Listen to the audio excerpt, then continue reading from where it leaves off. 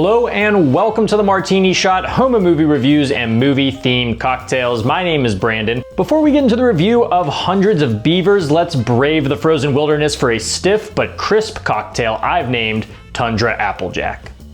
This cocktail is going to be very similar to a mint julep, which means you're going to be building it right in the glass. I recommend using a glass that can conduct a lot of cold to it, preferably something made of copper like this or a copper mug, usually used for Moscow mules. But if you don't have that, don't worry, just using a regular rocks glass will be fine. First, we're going to start with some rosemary simple syrup at ½ ounce, followed by a hard apple cider at 2 ounces. And then for our base spirit, we're going to be using a overproof bourbon, which essentially just means a bourbon that is over 100 proof. And you're going to be doing 2 ounces. Now we're going to be adding a little bit of crushed ice to the cup, and then we are going to stir until the cocktail is nice and cold. Once your drink is properly chilled, go ahead and pack in some more crushed ice until it fills up to the top. And for garnish, I'm going to be adding a few sprigs of rosemary to resemble pine trees. And then this next step you can customize kind of any way you want. We're going to be adding a few drops of bitters on top of the ice. Feel free to use your bitters of your choice and experiment, but for this particular cocktail, I'm going to be using some peach bitters. And there you go, now you have Tundra Applejack.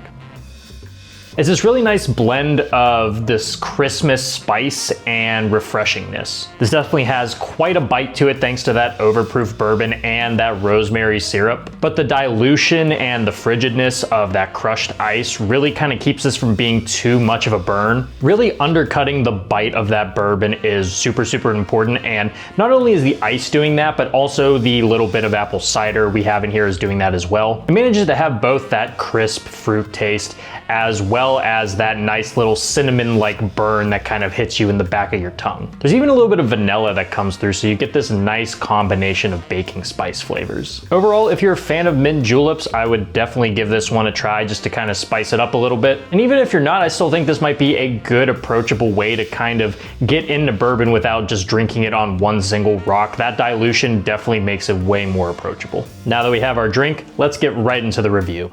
There were a lot of big studio films I had wanted to review this week, from Civil War to The First Omen. Still gotta see Immaculate. Hell, I even thought of reviewing Sperm World because I'm sure you can fathom the drink I would make for that. That was until I saw today's film, one I had heard about a while ago and kind of forgot about. Even though it technically premiered in 2023, it is now available to watch to the public through digital streaming, and I gotta tell you, you absolutely should watch Hundreds of Beavers. As both an homage to the silent and slapstick eras, Hundreds of Beavers is a riotous and, dare I say, audacious imagining of a live-action Looney Tunes cartoon. This thing is just non-stop silliness, utilizing hilarious sight gags, well-placed sound design, and a surrealist winter world to craft a familiar yet incredibly unique take on man versus nature. At first glance, it feels like a film that would be so easy to phone in, yet the execution is so high effort and imaginative that I just can't help but say that this is hands down one of the best films I've seen so far this year.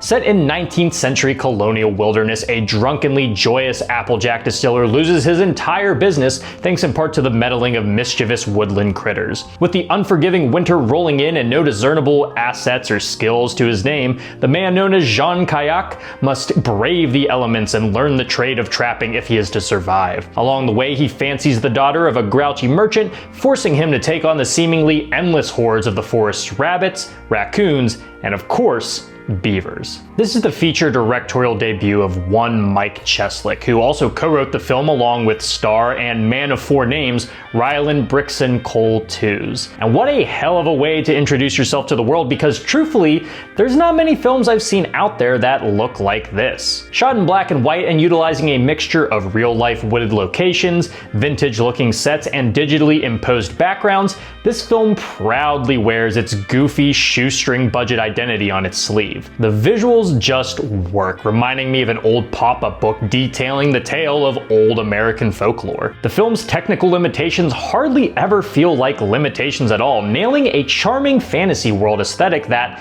and I'm not joking, honestly gives Dune 2 a run for their money when it comes to impressiveness. The same goes for the animals, who the film makes no honest attempt at capturing realistically. These bipedal mascots are so hilariously stupid looking, but the world building is done so well that you hardly ever remember these are guys in suits. Well, Okay, obviously you do, but it's not an element that weighs heavy on your mind and contains a lot of the same charm as old movie animatronics or kaiju rubber suits. Like I alluded to before, this is a film with little to no dialogue, meaning most of the story is told through the lead actor's physical performance and the endless amount of visual gags. Ryland Bricks in Cold 2's absolutely carries the narrative on his back through an incredibly impressive and animated performance. Jean Kayak's journey from nothing to something isn't exactly untrampled snow, but I can't remember the last time I saw such a Chaplin-esque performance that managed to be so downright funny. He really goes through the ringer here, getting beat down by Animal and Mother Nature constantly, yet never gives up and learns to adapt to the rules of the weird world he finds himself in. 2's performance is one of the reasons why a film like this works so well, because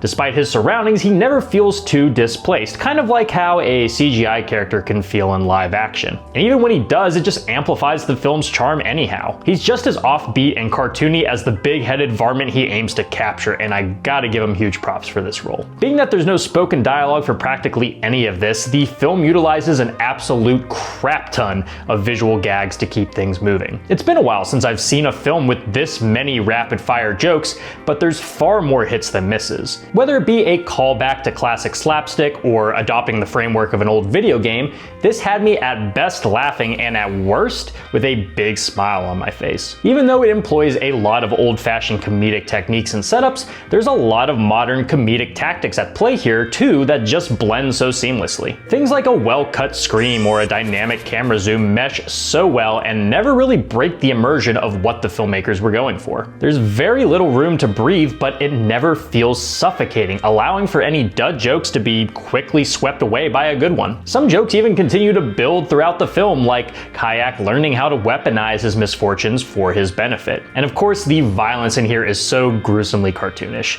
Heads get ripped off, limbs get devoured, and ragdolls get thrown every which way. It's hokey but so effective. The climax features a top-notch bar brawl and a chase sequence that genuinely can't be described by words. You just need to see it for yourself. I guess if I were to have one minor complaint, it would be that parts of the second act kind of drag a bit, getting a tad repetitive at times, yet the film is so smartly constructed that it does manage to find ways to alter things ever so slightly so you're always engaged. But other than that, what an ingenious film this is. Hundreds of Beavers is the kind of comedy film I didn't think we could get in this day and age. Echoing the timeless comedic stylings of the past, the film is chock full of absurdist insanity that manages to be so rapid fire but so consistent at the same time. This is a, in theory, low effort concept amplified by a committed and unique presentation, charming silent era acting, and an endearing wit that rarely ever misses a beat. This is the kind of low budget filmmaking on steroids I live to see, and I'm so happy I finally got to watch this. If you can see this in a theater with others, I would absolutely jump at the opportunity, but if you want to watch it at home,